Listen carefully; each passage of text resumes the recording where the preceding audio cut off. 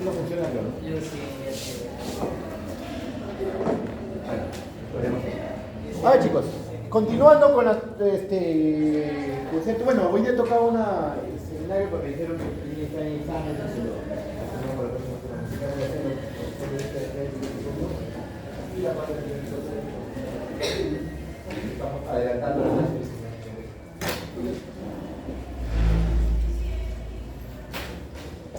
Muy bien, hablaremos de este grupo de antibióticos o antimicrobianos, más que todo antibacterianos. El grupo de los macrólidos, las linfosamidas, aminoglucósidos. Estos tres de acá, su mecanismo de acción es inhibir la síntesis proteica. Los macrólidos, las linfosamidas y los aminoglucósidos. Y la quinolona que inhibe la síntesis de ADN. Vamos a ver. Bueno, ¿qué podemos hablar de los macrólidos? El nombre lo dice macro. ¿Por qué? Porque su estructura química está formada por un anillo, digamos, grande de carbono. De 14, incluso hasta 20 carbonos. Menciona es un anillo lactónico grande. Por eso el término como el macrocíclico se denomina macrólido. ¿Cuál es el representante principal? Es la eritromicina. Solamente 3 grupos, bueno, de 12 a 22. Son tres grupos de macrólidos importantes para el como antibacteriano. Los de 14 carbonos, los de 15 carbonos y los de 16 carbonos, que lo vamos a hablar. Y estos carbonos y este anillo lactónico se va a unir a uno o más de esos azúcares para formar lo que es el macróleo en sí. Entonces, se clasifican, como le dije, en 3 grupos: con anillo lactónico de 14 átomos o de 14 carbonos, 15 carbonos y de 16 carbonos. Los de 14 carbonos son, como ven ahí, la eritromicina, oleandomicina, roxitromicina, claritromicina, dinitromicina y fluoritromicina. Los que están de rojitos son los que vamos a estudiar, los que son los que ustedes van a utilizar. Ya. Los demás no se preocupen, solamente están ahí para que tengan un conocimiento. Los de 15 carbonos está el macrólido más manoseado y mal utilizado en la pandemia de COVID. ¿Cuál es? La citromicina. Y de 16 carbonos tenemos lo que es la espiramicina, josamicina, diacetilmidecamicina y roquitamicina. Estos que están en rojo son los que vamos a estudiar. Muy bien, entonces, ¿cuál es el mecanismo de acción? Como vean. ¿Qué es esto? El ribosoma bacteriano. ¿Ya? El ribosoma bacteriano, para que sepan, es de una célula procariota, que se diferencia de las células eucariotas como nosotros por el tamaño del ribosoma. El ribosoma en sí, en conjunto, mide 70S. ¿Ya? 70S. Y cada subunidad mide 50S y 30S. Pero 50 más 30 no es 80. Es decir, no es 70, es 80. Pero así se mide, digamos, el tamaño del ribosoma en conjunto, que cuando están separados. ¿Ya? 50S, 30S y en total es 70S. En la célula eucariota es más grande. ¿Ya? Ahí mide 80S el ribosoma completo y cada unidad es de 60 y de 30. ¿Ya? ¿Está más 30? Tanto aquí tenemos de 50 y de 30S cada uno. Aquí este de acá, aquí vamos a utilizar los macrólidos en una zona llamada sitio B. Al unirse aquí el macrólido inhibe la formación de proteínas. Como ustedes saben que los ribosomas son las organelas encargadas de la formación de proteínas. Entonces, ¿cuál es el mecanismo de acción de los macrólidos? Cuando les pregunte, es inhibir la síntesis de proteínas. ¿Dónde se unen? En la subunidad 50S de los ribosomas. Y si quieren ser más específicos, ¿en qué lugar? En el sitio P. ¿Ya? Ojo, los macrólidos son bacteriostáticos, es otro punto importante. Son bacteriostáticos. La bacteriostático quiere decir que atraviesa la concentración mínima inhibitoria, pero no llega a la concentración mínima.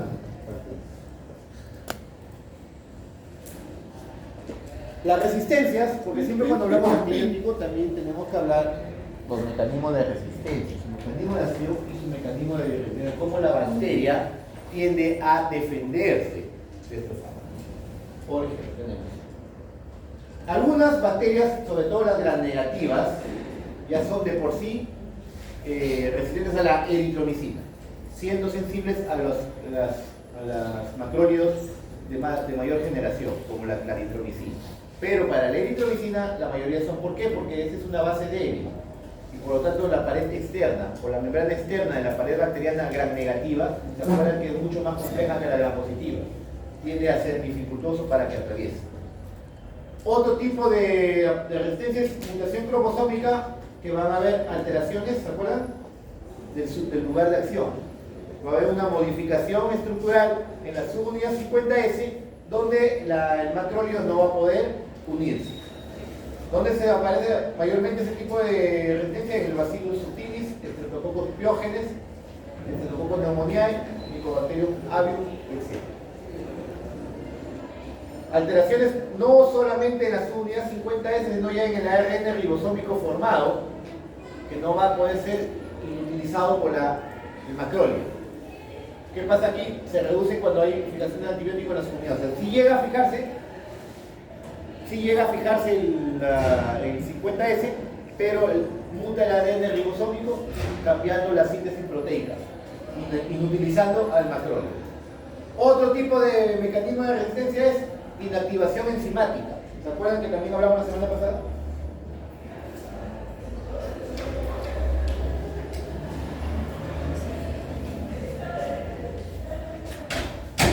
Así como la beta-lactamasa inhibían o degradaban los beta-lactámicos, también los macrólidos tienen ciertas enzimas esterasas que van a hidrolizar el anillo lactónico. Se lo van a destruir, haciendo que el macrólido se vuelva inactivo. Y también la aparición de bombas de flujo, que también es otro mecanismo de resistencia que lo hemos estudiado la semana pasada. Hay cambios, aparición de bombas que cogen el macrólido antibiótico y lo impulsan. Lo que se llaman bombas de expulso.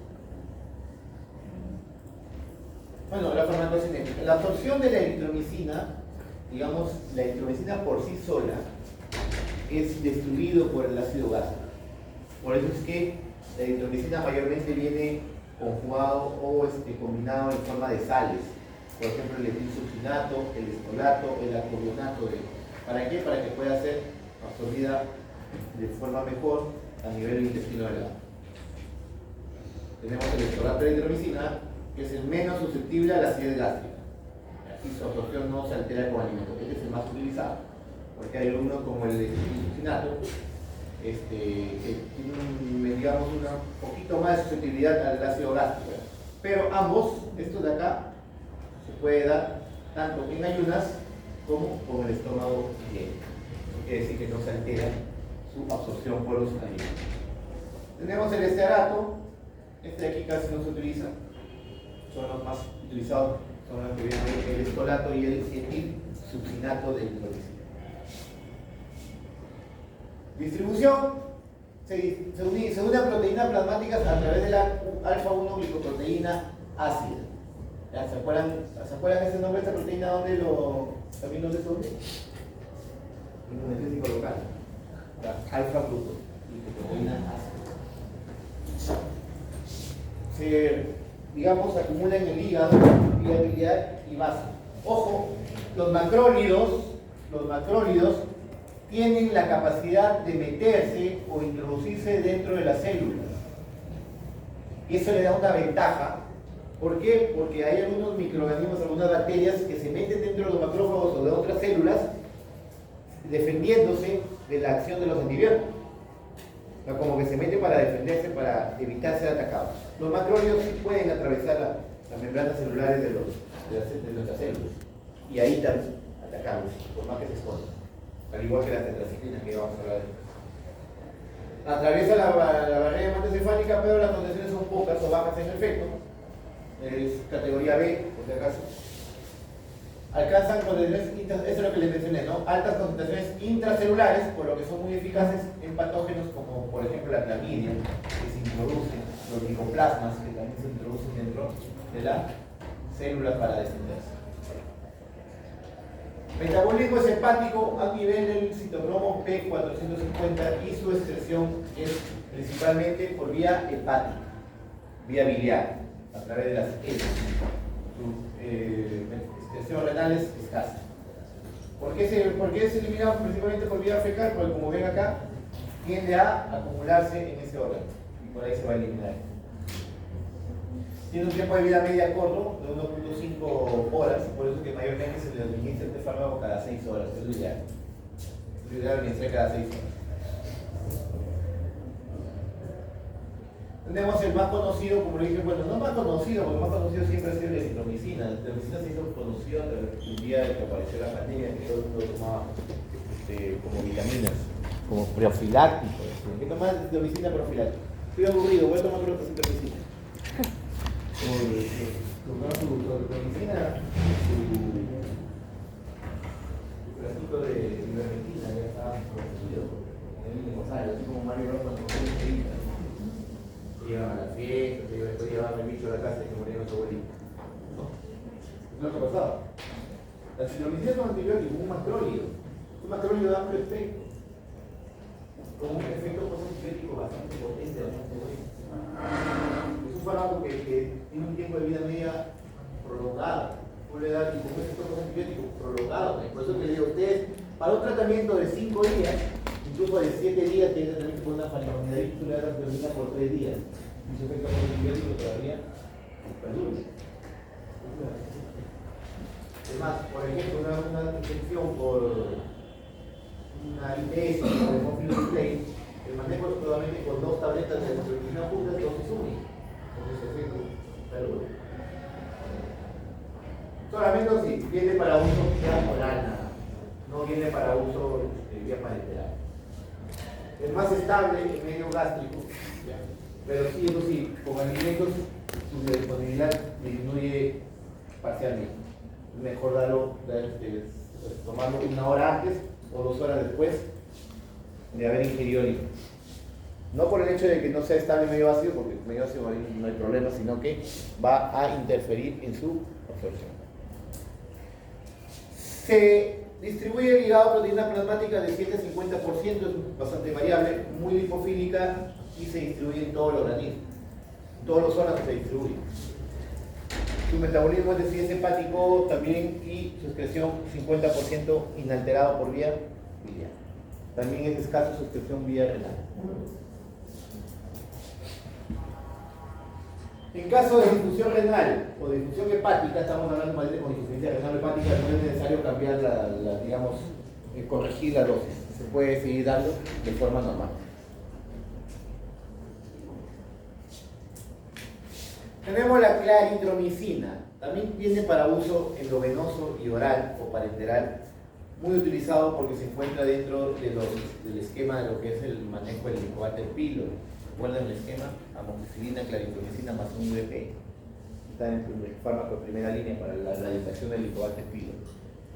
Es más estable que el medio ácido y no, digamos, se altera con los alimentos. Incluso menciona que su absorción aumenta en un 25% cuando se ingieren con alimentos, en lugar de los demás medicamentos. Según la proteína plasmática, de un 65 a 75%. Y su metabolismo es hepático. Incluso fase 1, ¿no? Se te toma un P450 y recuerden que cuando hay fase 1 todavía hay metabolitos activos, como en este caso la 14 hidroxiclaritromicina.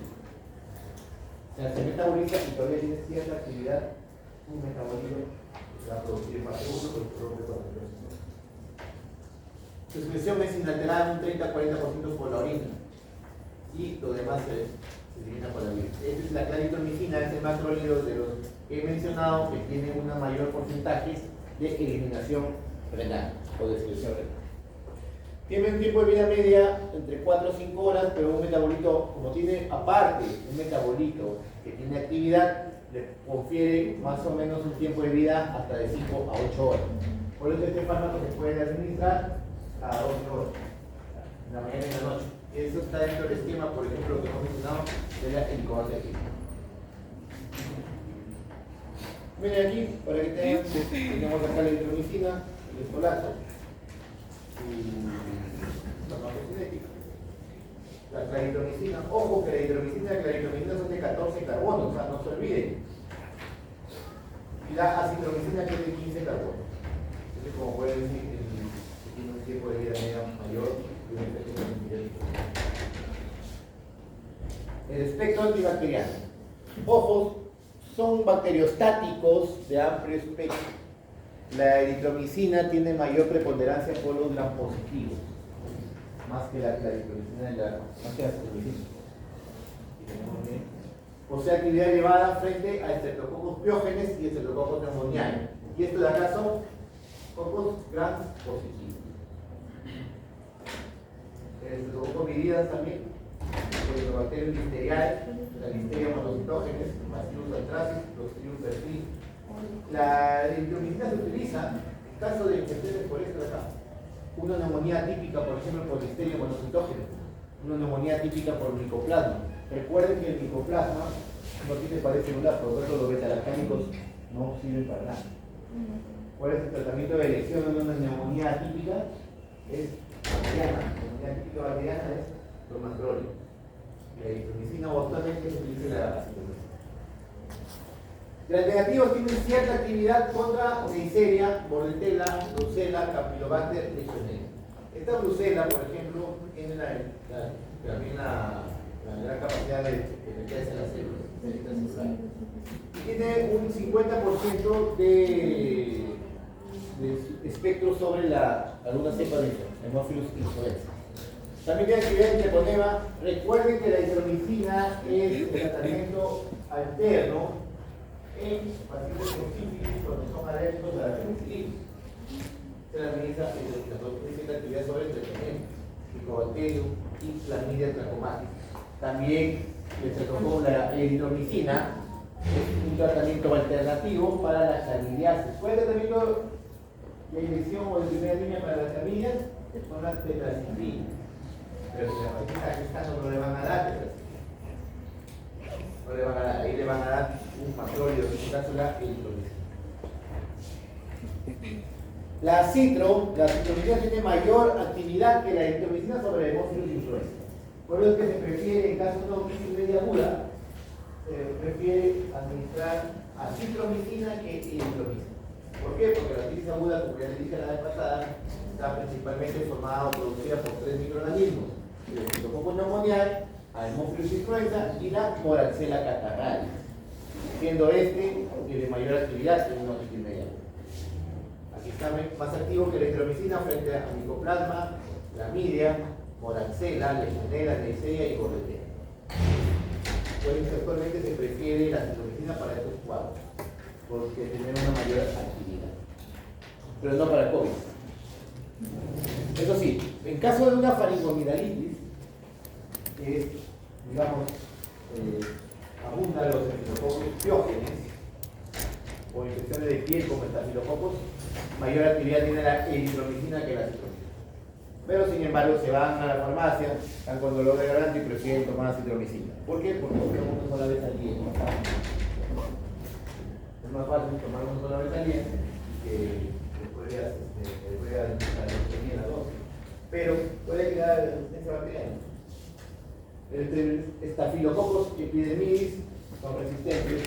El Staphylococcus viridans tiene cierta susceptibilidad o cierta resistencia. La claritromicina es más activa que la eritromicina en cocos gram positivos. Este es Staphylococcus aureus o Streptococcus pyogenes. Por eso que también como alternativa en pacientes con infecciones en la piel que son alérgicos a la penicilina, se prefiere dar la eritromicina. No acceso, por ejemplo, la piel.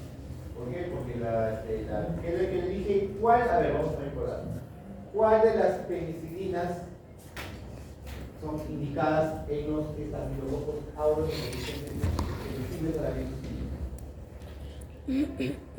¿Cuál?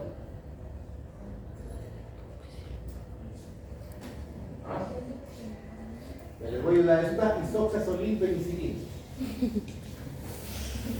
Y una bebida más pertenece al grupo de las resistentes a la beta-lactamasa.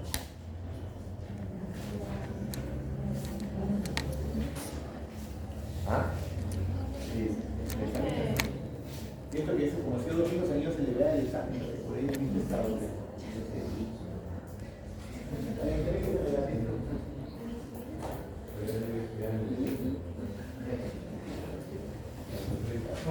La dicloxacilina,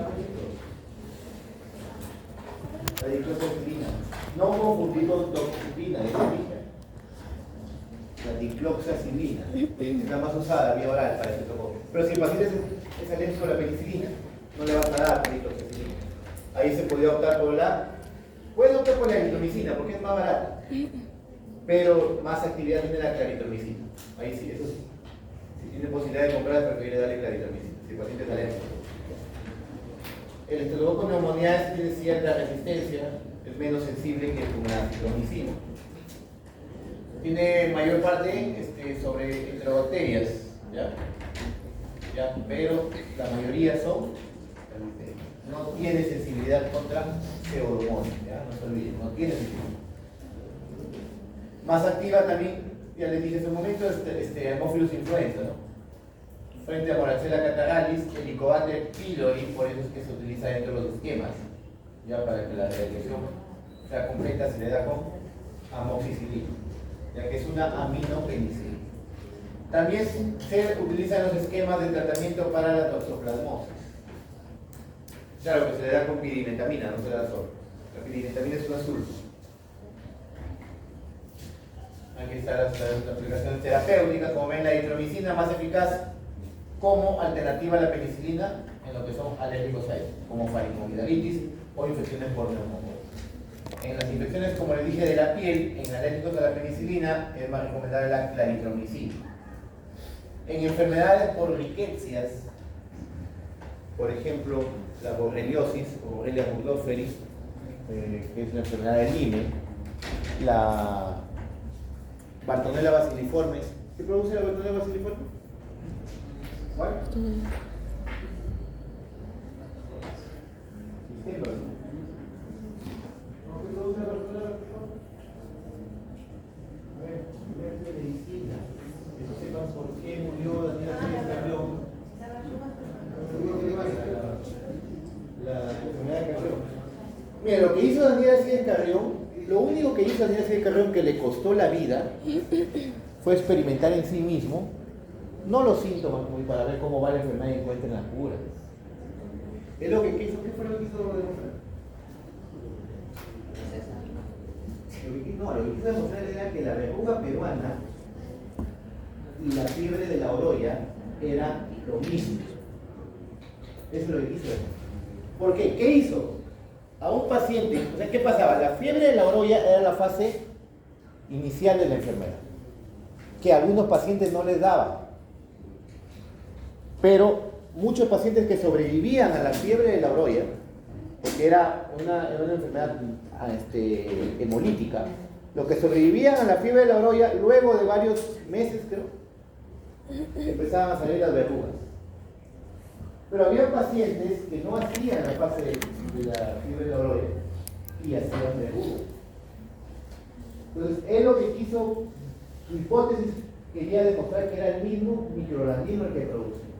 Entonces buscó un paciente que tenía verrugas, que no había hecho la fiebre, la fase inicial, lo sacó, hizo un raspado, puso una placa, lo diluyó y eso se lo inyectó. Y él hizo la fase de fiebre de la oroya, que le costó la vida. No llegó a la segunda fase, pero se contagió de uno que tenía la fase de la oroya. Entonces él demostró que era la misma enfermedad. La verruga peruana con la fiebre de la oroya, ahora llamada enfermedad de tiene que saber la historia de los 5 de octubre saben que se mete la bomba por el día de la historia por la medicina peruana. No saben por qué. 5 de octubre murió. Bueno, entonces, ese tipo de como la Bartonella bacilliforme, la Borrelia burgdorferi, las ciencias como la Helicobacter, que son enfermedades de las químicas enzimático, o lo que es la fiebre manchada de la montaña rocosa, o la que le da a los perros, como lo que llaman la reliquia, un tipo de emergencia que no se da la con las patas de ojos. Son tratadas en primera línea por las tetraciclinas. Pero si son niños o son gestantes, se les da la citromicina o claritromicina, que son más efectivos que la eritromicina. En la otitis media aguda, como ya les mencioné, estreptococcus pneumoniae, influenza, parasita catararis, de elecciones, antes era la eritromicina, pero ahora viene la citromicina. ¿Por qué? Porque la citromicina tiene mejor acción sobre amorfismo. Gracias por lo que estoy diciendo. Pues no olviden que no les he dicho y que viene en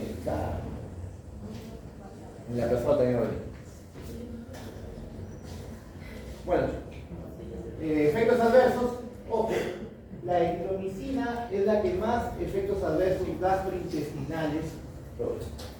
Le da sensación de llenura, náuseas, acidez, sensación de reflujo. Por eso que algunos pacientes, y encima hay que tomarla 4 veces al día.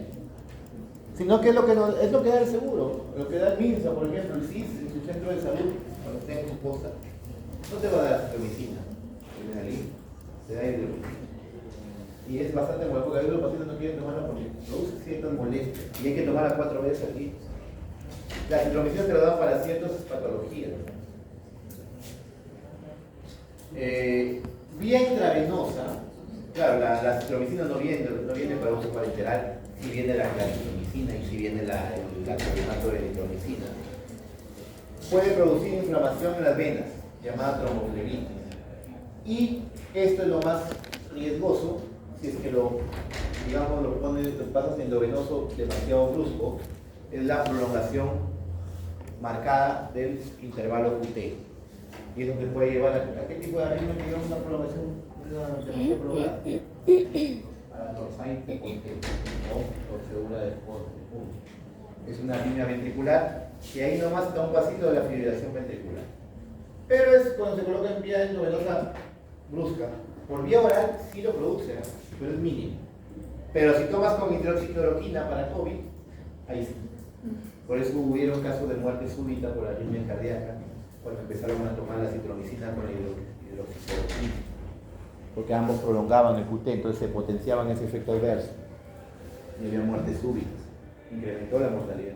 Pero los inteligentísimos del Ministerio de Salud se pusieron todavía en esquemas terapéuticos entre bandos. Hasta el uso de ivermectina, de agua de cananga, agua de sal,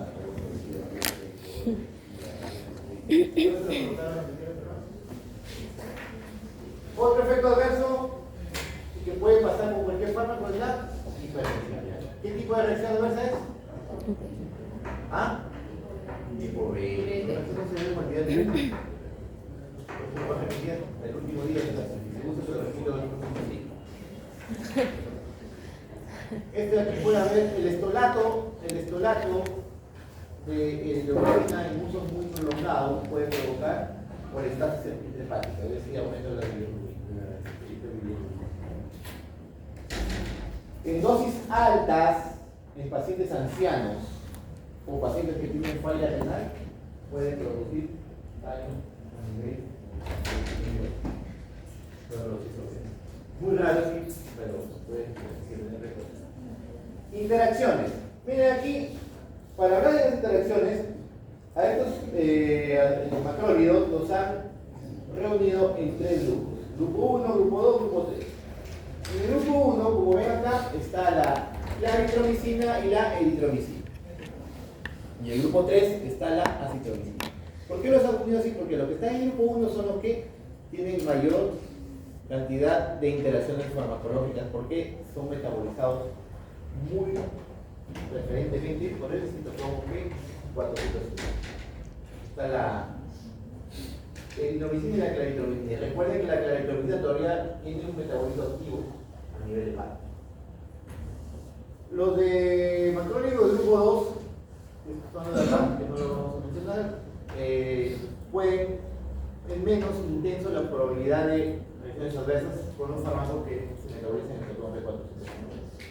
Y los del grupo 3, donde está la acitromicina, la posibilidad es muy baja que haya interacciones medicamentosas con fármacos que se metabolizan en el citocromo P450. Bueno, hasta ahí hemos hablado de los macrólidos. Hablaremos de un grupo que son derivados de los macrólidos llamados cetólidos, que Entonces podemos decir que pertenecen a la misma familia, pero con ciertas, digamos, diferencias que los diferencian. Pero los estudiamos dentro del grupo de los macrólidos. Se usan mayormente para infecciones del tracto respiratorio, cuando hay bacterias que son resistentes a los macrólidos. Esa pequeña variación química les puede dar, digamos, ese plus de volverse más resistentes los estudios a la destrucción bacteriana. Tenemos la teritromicina y la cetromicina. Poco usado, pero todavía de uso polar. Incluso la teritromicina es el primer cetólido de uso clínico, que es un utilizar el nombre comercial es Kelly. Es un derivado, como ven, de la eritromicina. Mecanismo de acción el mismo. Inhibe la síntesis proteica a nivel de su unidad 50S. En el sitio C. Efectos adversos también gastrointestinales, como todos los macrólidos, que pueden producir cefalea y ageusia. ¿Qué es ageusia?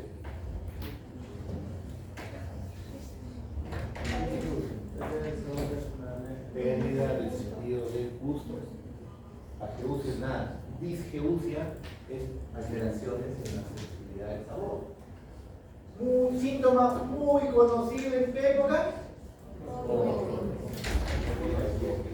Me acuerdo cuando mi esposa le dio COVID y me dijo, no pruebo el sabor de la comida. Y le dije, ¿qué se siente? Yo 10 años.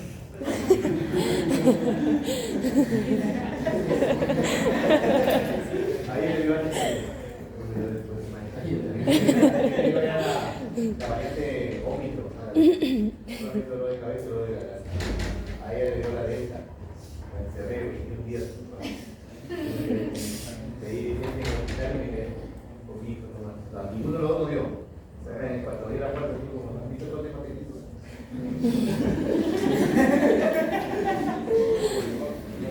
Teníamos la segunda dosis de vacuna, todavía no salía la tercera.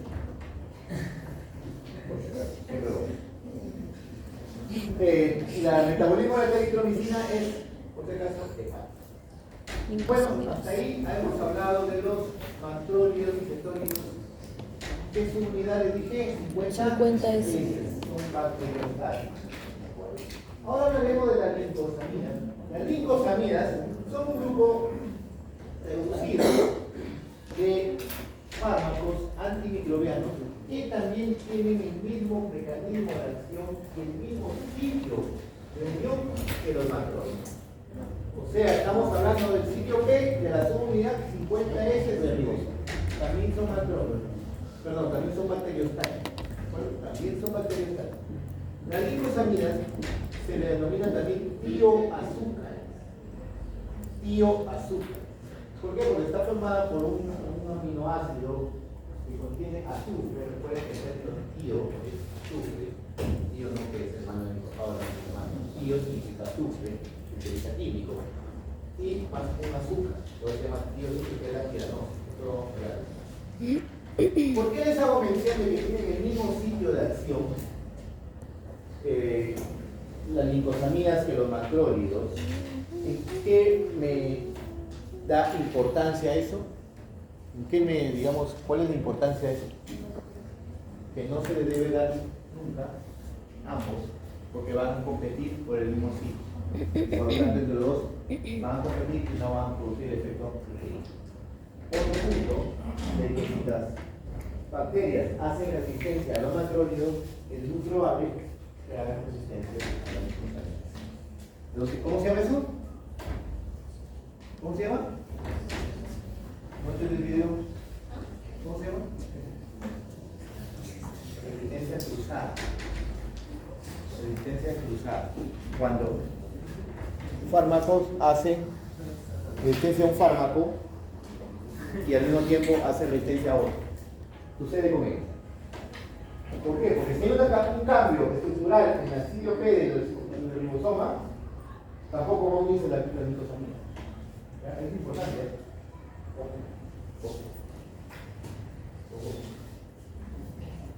Bueno, las licosamidas se clasifican en dos, nada más, que es la lincomicina y la clindamicina. Solamente estos dos fármacos son los que existen ahora. Y de estos dos, cada vez se utiliza menos la lincomicina.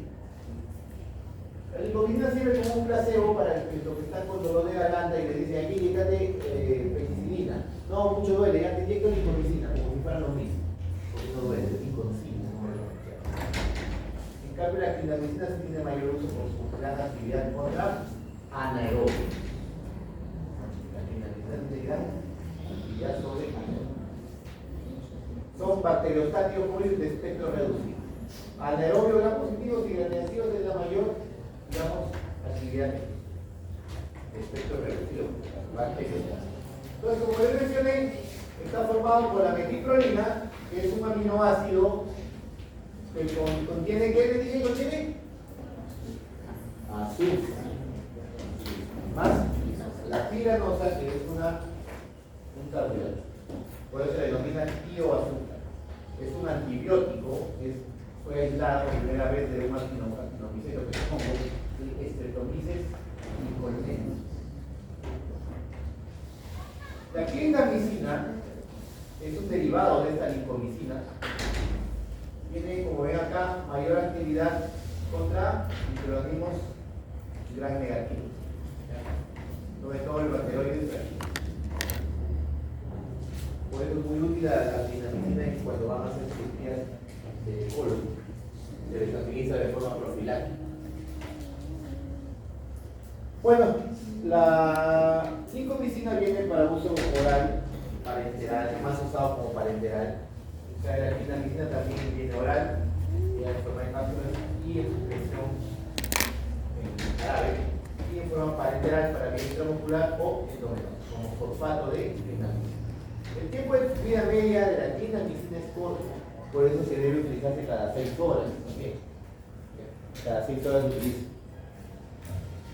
Se utiliza bastante también en pacientes diabéticos por las infecciones del pie diabético que también por anaerobio. Se utiliza por vía endovenosa. Tiene gran actividad sobre anaerobio. Tiene una unión a proteínas plasmáticas de 60-95% con una eliminación biliar mayor que urinaria. Como ven acá, la eliminación urinaria es muy escasa. Su concentración máxima es de 1 hora con una protección de 2.8 miligramos sobre litro. Mecanismo de acción, como ya les dije, ¿dónde? La subunidad 50S, incluyendo la peptidinoferasa en el P, como les dije. Ahí mismo donde se unen los macrólidos. ¿Cuáles son los nombres? Macrólidos. ¿Ejemplo de macrólidos? Eritromicina, están basados como unos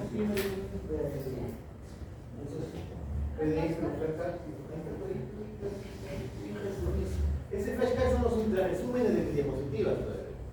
Para cuando no quieren cargar la tablet, están viajando, están en el baño, están en el hotel.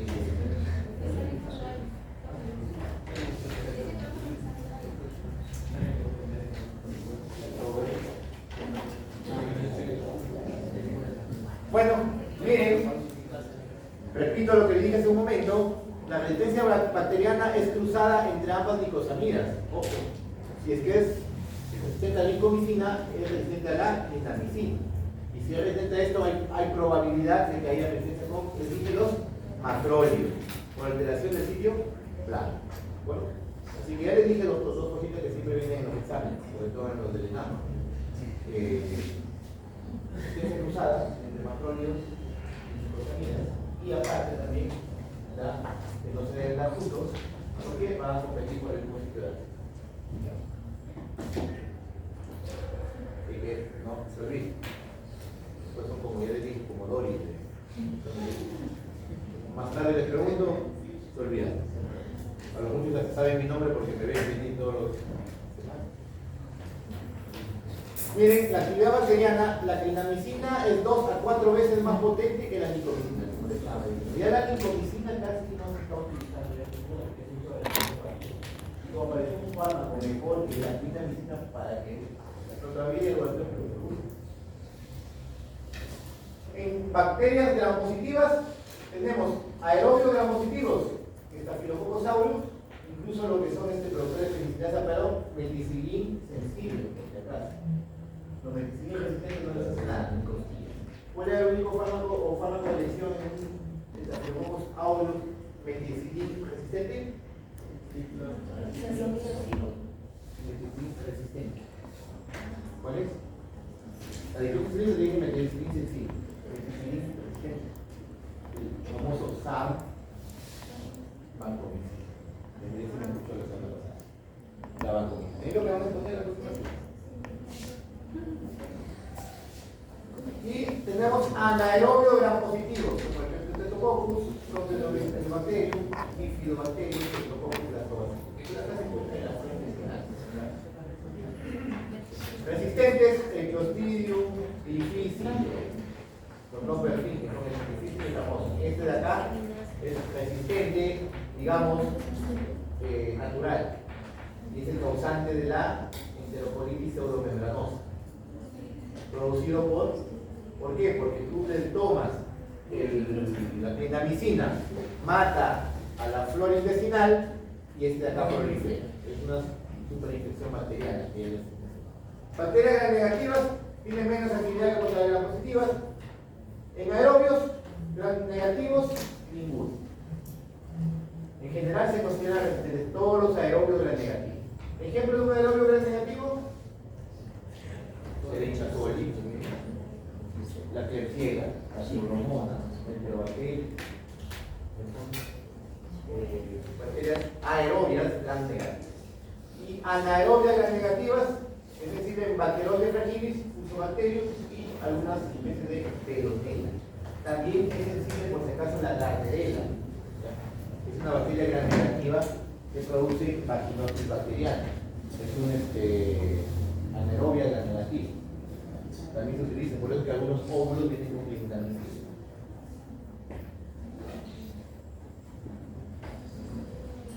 También en enfermedades parasitarias como Toxoplasma gondii, Plasmodium vivax, Falciparum, que son resistentes a la cloroquina, y Babesia, que también es un esporozoario.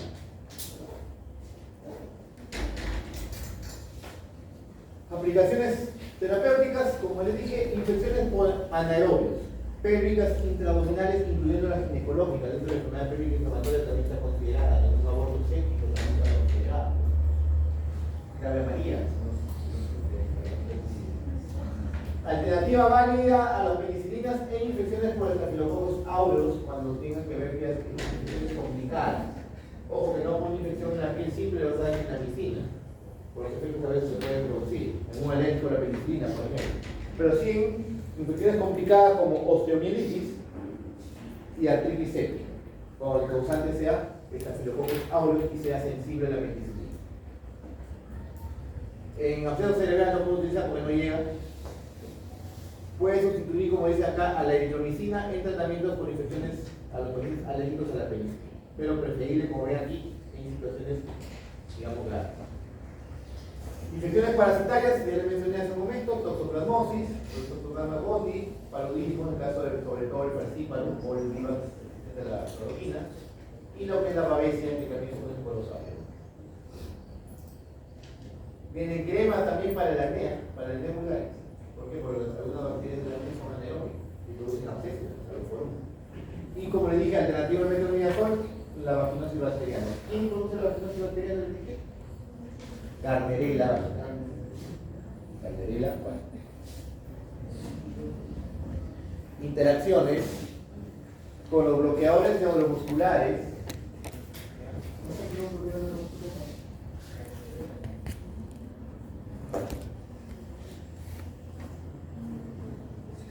Los bloqueadores neuromusculares que han considerado como rigurosos, yo utilizo para el bloqueo de la placa motora.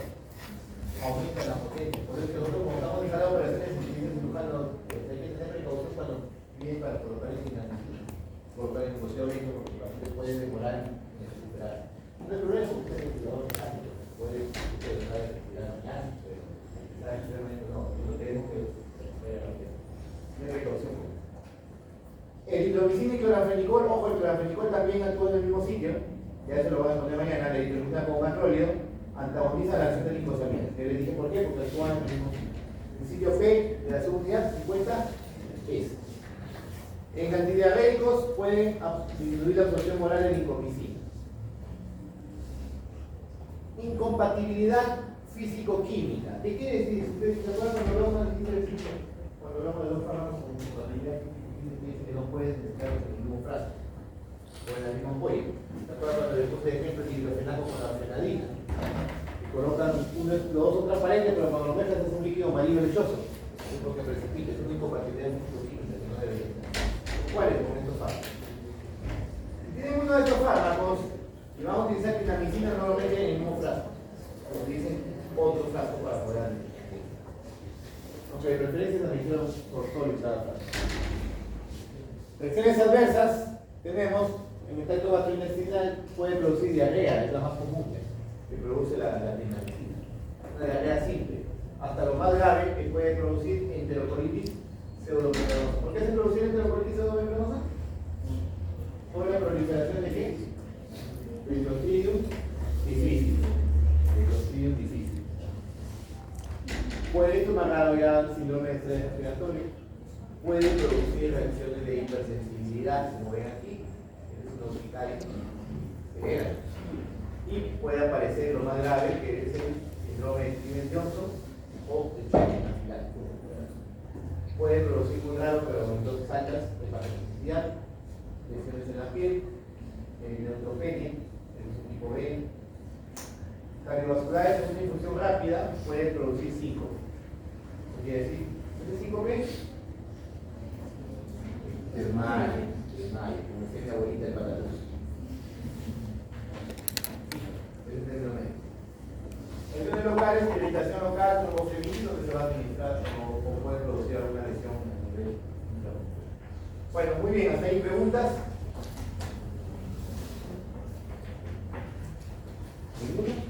Ahora hablaremos de los aminoglucósidos.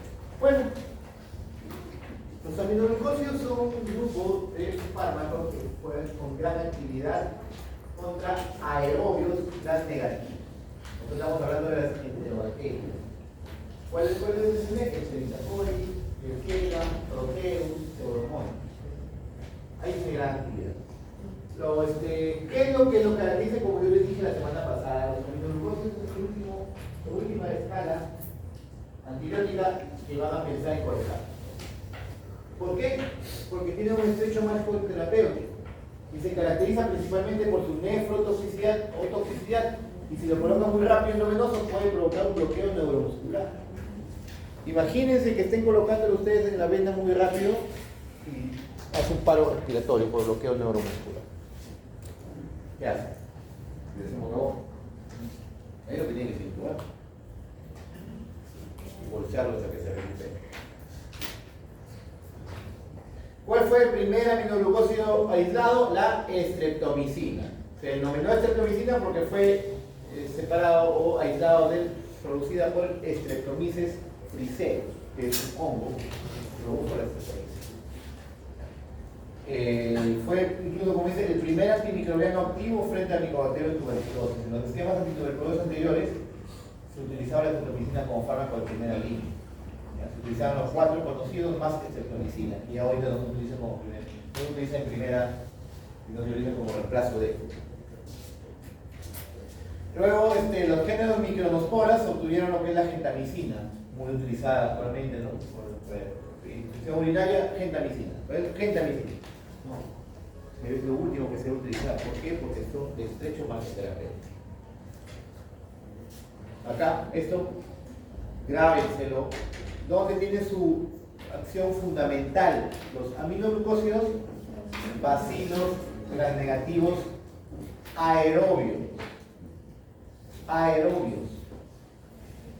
En ningún anaerobio tiene acción, por si acaso. En ninguno. Para nada. En bacilos gram negativos aerobios. Mecanismo de acción: inhibe la síntesis proteica de las bacterias. Su acción es bactericida. Los aminoglucósidos son bactericidas. Ojo, tienen cierta acción en los 50S, pero lo que predomina es la subunidad 30S. ¿Qué quiere decir que tiene acción bactericida? Que fácilmente llega a su concentración mínima bactericida, terminando en la muerte de la bacteria.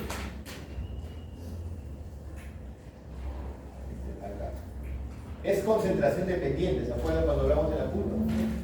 Este de aquí, este fármaco, los aminoglucósidos dependen de la concentración. Tiene mayor efecto o mejor potencia cuando se realiza en dosis altas espaciadas de tiempo.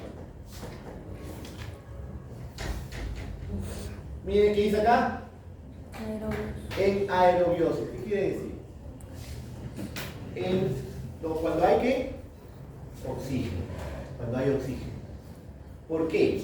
Porque esta molécula de los aminoglucósidos necesita oxígeno para atravesar la membrana. Si no hay oxígeno, no atraviesa.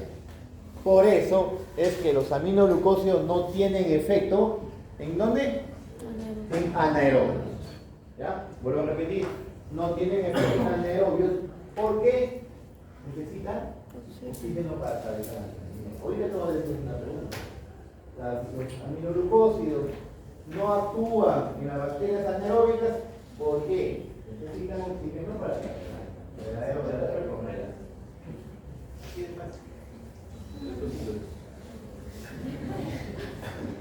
Entonces, actúan y se van directamente a unirse principalmente en la subunidad 30S, inhibiendo la actividad, como les puedo decir, la síntesis.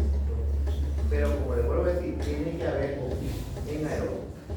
Su efecto postantibiótico es prolongado también, así como la ciclofisina, sobre todo tanto en gram positivos y gram negativos. Eso es lo que le dije. Existe una correlación en el incremento de la dosis y la mayor duración del efecto. Por eso que le dije que es dosis de efectividad. Dosis de efectividad. El fármaco actúa mejor poniéndole un gramo cada 24 horas y colocándole 500 miligramos cada 12 horas. Actúa mejor y le coloco con una alta concentración.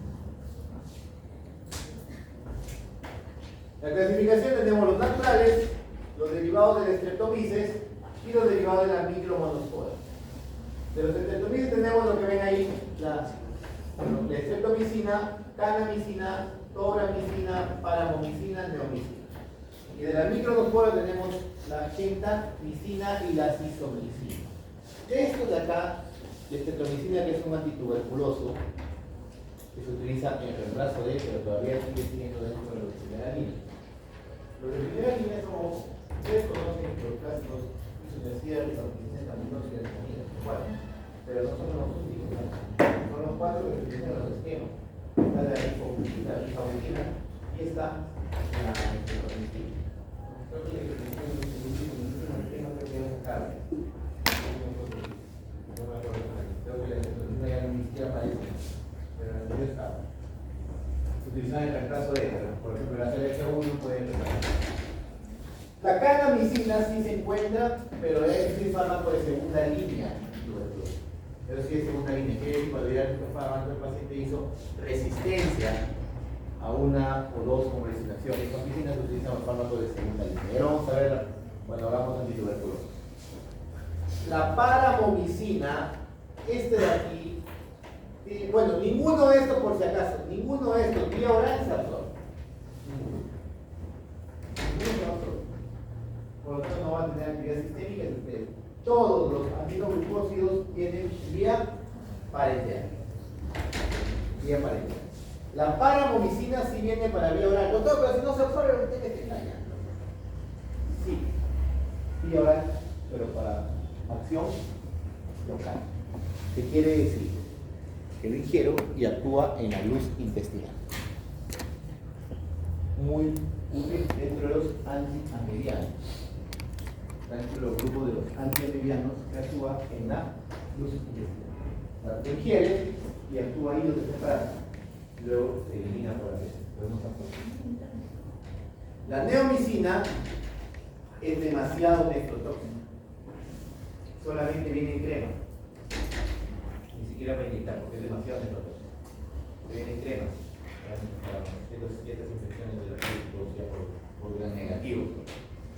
Y la más utilizada acá por todos lados, se van al campo, van a ver cómo se pone gentamicina porque le duele la pierna, le duele la zona lumbar, le duele el riñón y se pone gentamicina para que le pase.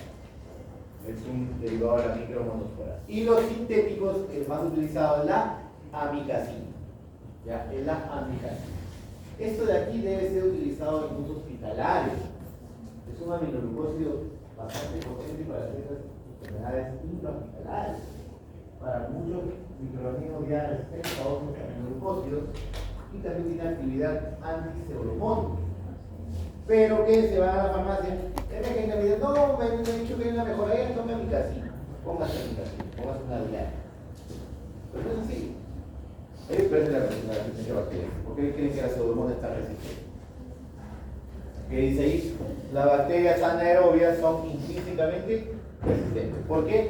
¿Por qué? Porque el antibiótico no puede alcanzar el citoplasma, no atraviesa la membrana si no hay oxígeno. La resistencia adquirida es la que va a aparecer posteriormente, como por ejemplo inactivación enzimática. Así como las beta-lactamasas destruyen los beta-lactámicos, había unas esterasas que destruyen los aminoglucósidos. Mutaciones que alteran los sitios de unión en el ribosoma, una subunidad 30S. Alteraciones del transporte, por ejemplo, que no pueden atravesar o aparición de bombas de flujo. Indicaciones, ya les dije, bacilos gram-negativos aerobios, ¿ya? Que son resistentes a antibióticos de menor toxicidad, o sea, no son fármacos de primera línea, por si acaso. Los aminoglucósidos para las infecciones urinarias, para cualquier tipo de infección, no son de primera línea. Se debe utilizar, como dicen acá, cuando ya haya resistencia a antibióticos de menor toxicidad. Por ejemplo, acá tenemos las enterobacterias, por ejemplo la Escherichia coli, algunos proteos, sulfieros. En sepsis, miren, sepsis, que es una enfermedad, un cuadro grave, endocarditis también es grave, peritonitis, en caso de pacientes con diálisis peritoneal, infecciones del tracto urinario complicadas, neumonías nosocomiales o intrahospitalarias e infecciones para Pseudomonas donde entra real la comunicación. ¿Se dan cuenta? Si ustedes mismos lo ven, no dice por ahí infección del tracto urinario leve, ni dice cualquier cuadro de dolor de garganta ni dolor de uña. Complicadas, todas son situaciones complicadas, se utilizan si es que otro fármaco no ha hecho efecto.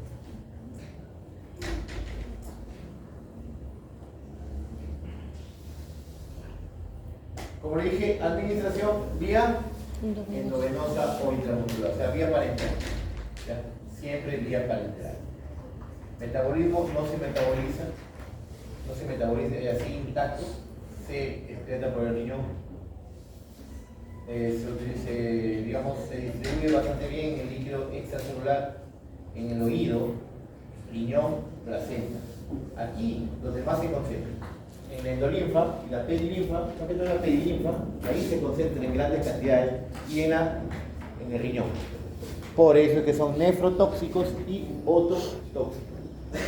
Tienden a concentrarse. Se concentra menos el líquido cefalorraquídeo y, como dije, la excreción es netamente renal de forma activa. ¿Por qué? Podemos tiene gran actividad con infecciones urinarias, pero siempre y cuando ya haya agotado otro tratamiento. Tiene categoría D en la aceptación según la FDA. Reacciones adversas, ya les dije, principal, ototoxicidad. ¿Ya? Usualmente irreversible.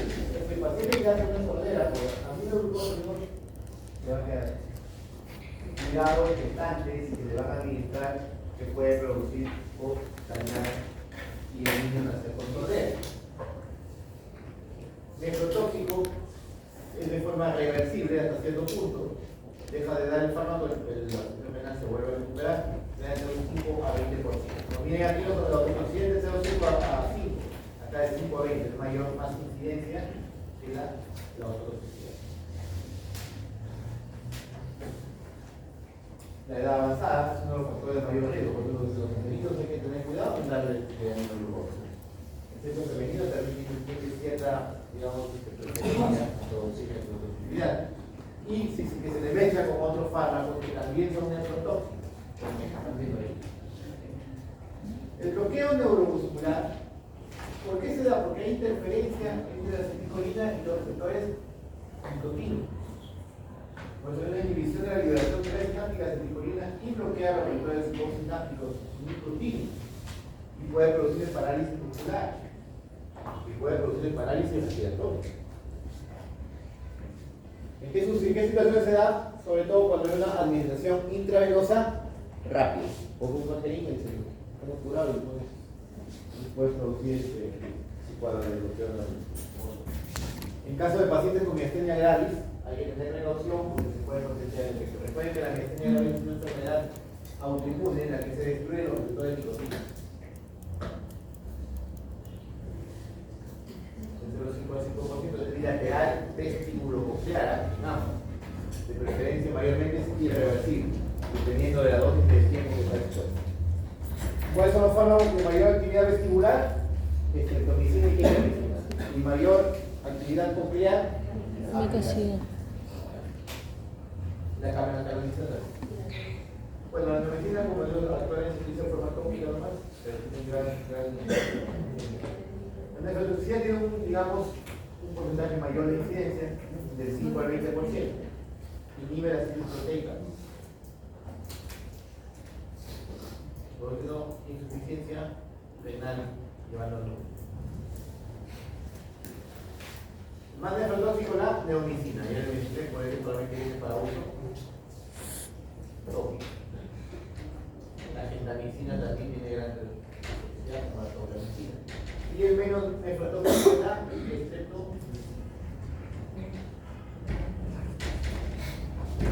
El bloqueo de la musculatura, como ya le dije, dosis altas y rápidas que van a bloquear la liberación de acetilcolina o el bloqueo de los receptores de nicotina.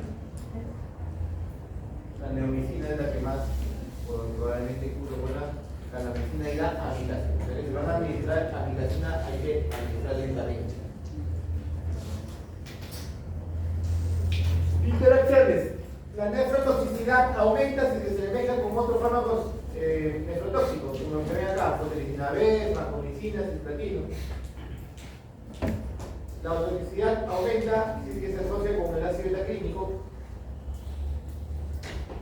La acción en la placa motriz incrementa si es que se administra junto con otro bloqueante neuromuscular. Voy a incrementar eso.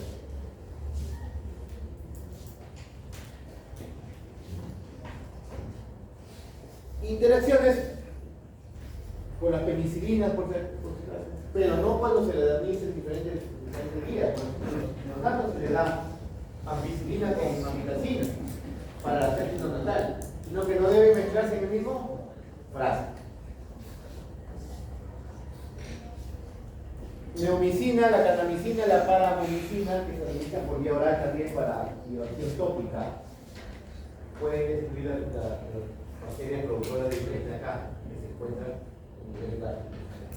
Entonces, ¿qué pasa si destruye las bacterias que producen vitamina K? El paciente toma un anticoagulante cumarínico como la warfarina. ¿Aumenta o disminuye su efecto? Aumenta, ¿no? Aumenta porque ya no hay vitamina K que contrarreste.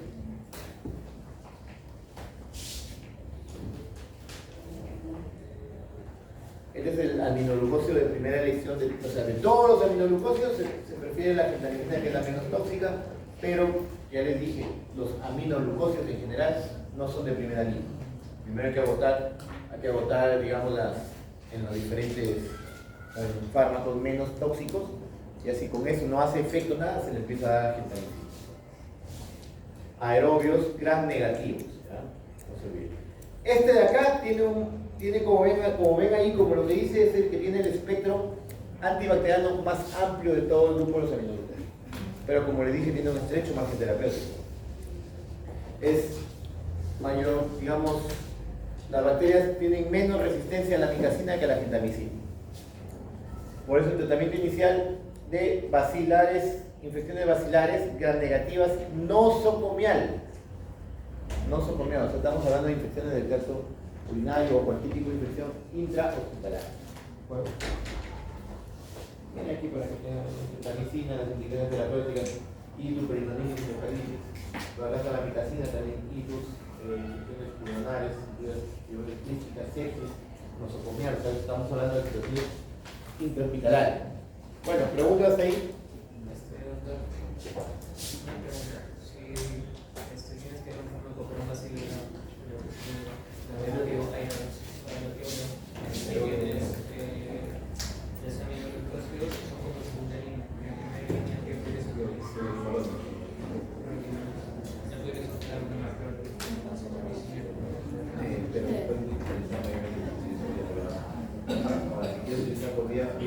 para la eliminación con la expedición empírica, que es con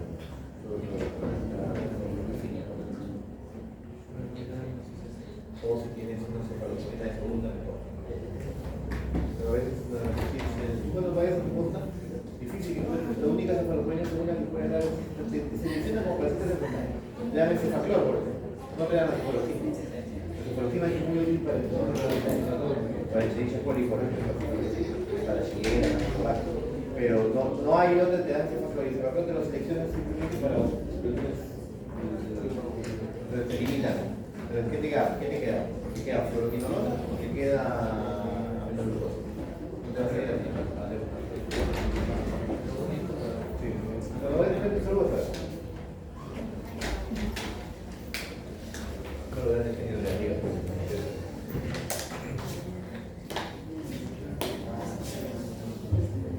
Bueno, hablaremos de las quinolonas.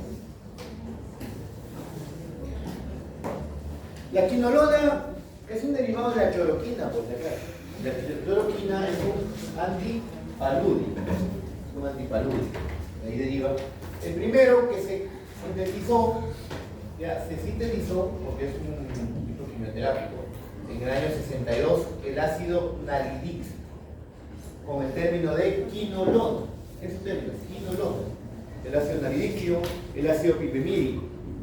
Estos fármacos tuvieron gran actividad frente a gram negativo, por infecciones urinarias, mucha actividad, muy buenos, pero inmediatamente aparecieron resistencia. Entonces, eso fueron los de primera generación. Luego se les agregó una molécula, un átomo de flúor, y se convirtió en fluoroquinolonas, que vienen a la segunda generación, que es la que conocemos como el norfloxacino, ciprofloxacino.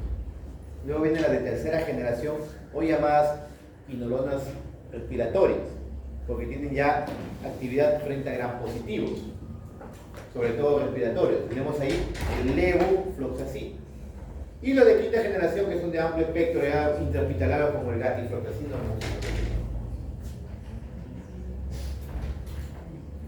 Aquí justo lo que les mencionaba.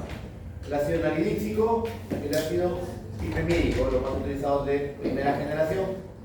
Gram negativos como E. coli, Proteus, Klebsiella, Enterobacter, Serratia, Citrobacter, Salmonella, Shigella. Son bacilos enterobacterias, bacilos gram negativos, que se encuentran o producen enfermedades gastrointestinales, también infecciones urinarias. La de segunda generación, como ya he mencionado, tenemos el norfloxacino y el ciprofloxacino. El ciprofloxacino también viene para uso parenteral. Tiene cierta actividad de ciprofloxacino contra pseudomonas, por si acaso. No al 100% como otros, pero sí tiene cierta actividad frente a pseudomonas sensibles.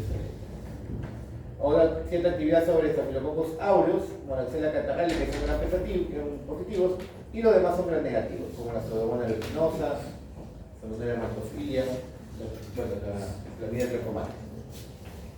Tenemos los de tercera generación, hoy llamados fluoroquinolonas respiratorias. El fármaco bandera aquí es el levofloxacino.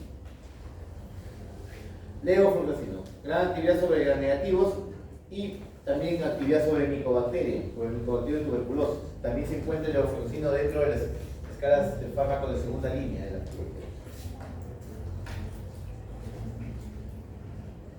Tiene acción sobre Streptococcus pneumoniae también y Haemophilus influenza, por eso que se le denomina como una fluoroquinolona respiratoria. Y luego los de cuarta generación, esto solamente lo van a ver ustedes en los hospitales. Tenemos el gatifloxacino y el moxifloxacino, son los más importantes, oral y parenteral. Su actividad es en Clostridium gram positivos, cepa de Staphylococcus pneumoniae, que son meticilinos resistentes, o Staphylococcus aureus. ¿Qué actividad tiene ahí? Miren cómo actúa. Ojo, los gram positivos tienen una enzima llamada topoisomerasa 4. Ya, acuérdense, topoisomerasa 4 es de los gram positivos. Ya, de los gram positivos. ¿Qué hace esta enzima? El nombre dice topoisomerasa, sirve para abrir, compartir y duplicar el ADN. Las bacterias gram negativas tienen una enzima llamada topoisomerasa 2, a la que se le denomina ADN girasa. No se olviden, eso ya es pregunta. Los gram negativos, ¿qué tipo de enzima tienen? La topoisomerasa 2, llamada también ADN girasa. ADN girasa. Y los gram positivos tienen Topoisomerasa 4. topoisomerasa 4. Ambos cumplen la misma función y en ambos se une el ciprofloxacino, bueno, las quinolonas, impidiendo la división de. Acá está la topoisomerasa. Topoisomerasa sirve como ves para formar lo que es el ADN. Entonces, si tú le das uno de estos, inhibe la ADN girasa o la topoisomerasa 4. Bueno, estos son específicos de genes que van a producir estas enzimas, la ADN girasa y la topoisomerasa. Entonces, otro mecanismo de resistencia, cuando hay variaciones en estas variaciones en la estructura de la ADN girasa y la topoisomerasa 4, haciendo que el neurona no se une. Tenemos permeabilidad y bombas expulsoras. Las bombas de disminución de la permeabilidad, el signo no entra, la quinolona no entra, o una vez que entra es expulsada, llamada bombas de flujo. Miren aquí la farmacocinética, tenemos el norfloxacino, que es lo que ustedes, norfloxacino y ciclofloxacino, lo que más vamos a usar en el centro de. Tenemos la levofloxacina, mimoxi y geniproxacino, que son los de Z general. Quinta general, cuarta general. Cuarta. Distribución en todo se alcanzan grandes concentraciones, ¿ya? Atraviesan barreras, ¿ya? Útiles, por ejemplo, en situaciones de prostatitis, por ejemplo, se almacena ahí en líquido seminal, líquido prostático también. Penetran dentro de las células también, por eso que el levofloxacino también es un fármaco alternativo a los nitrógenos en ciertas enfermedades donde los microorganismos se meten dentro de la célula para defender. Las quinolonas tienen la actividad de penetrar dentro de la célula adecuada. Miren, acá son los líquidos corporales donde se superan las concentraciones séricas, los quinolonas. Farmacocinética, no se metaboliza, excepto el moxifloxacino, que se metaboliza en fase 1 y fase 2 para hacer eliminados. Los demás no se metabolizan tal cual, y ese organismo son excretados. Las vías de eliminación tenemos vía renal, vía no renal y eliminación mixta. Cuando hablamos de vía no renal estamos hablando de vía biliar. Vía renal tenemos el ofloxacino, levofloxacino. Vía no renal, el moxifloxacino. Y eliminación mixta tenemos el enoxacino y el norfloxacino. Ojo, como le vuelvo a decir, cuando tengo un centro de salud, ustedes van a ver o van a tener bastante de la comando del norfloxacino. Eso es el primer, digamos, menor espectro o más sensible a las mutaciones de la bacteria, pero es de primera línea.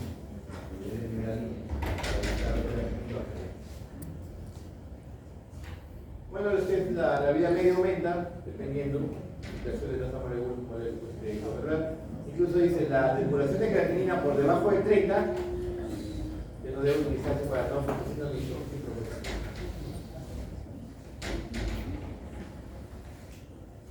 La actividad bacteriana se relaciona con la concentración, así igual que los aminobucósidos, ¿se acuerdan? Mientras más la dosis más concentrada es, va a tener mejor efecto que si le das cada tiempo.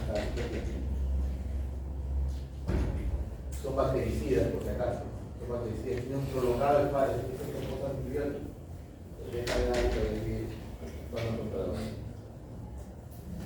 Interacciones, evitar el uso con antiácidos, como los sales de aluminio, magnesio o calcio. Evitar el uso con anticumarínicos o anticoagulantes vías oral como la warfarina.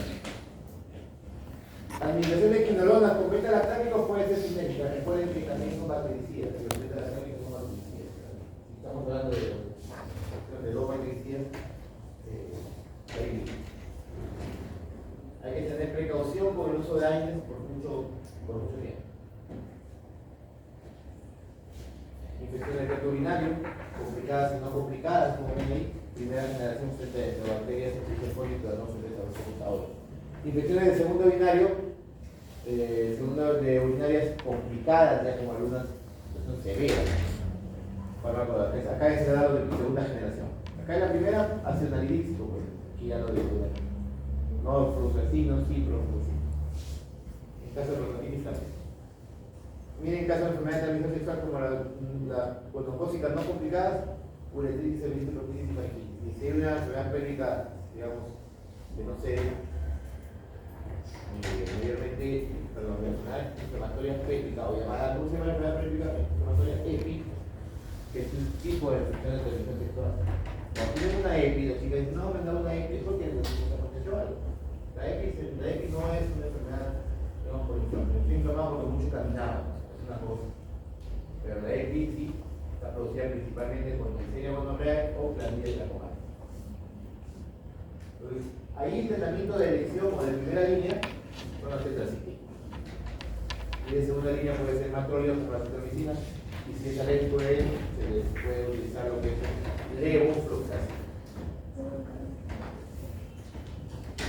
Infecciones óseas como la osteomielitis crónica, infecciones de piel, pacientes diabéticos, por ejemplo, con daño vascular, infecciones de trato respiratorio, neumonía nosocomial, viene para uso endovenoso, neumonía tierra comunidad también.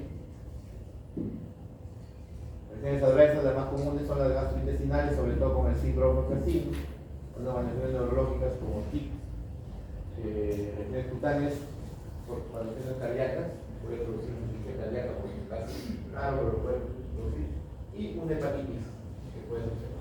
¿Preguntas? ¿Preguntas?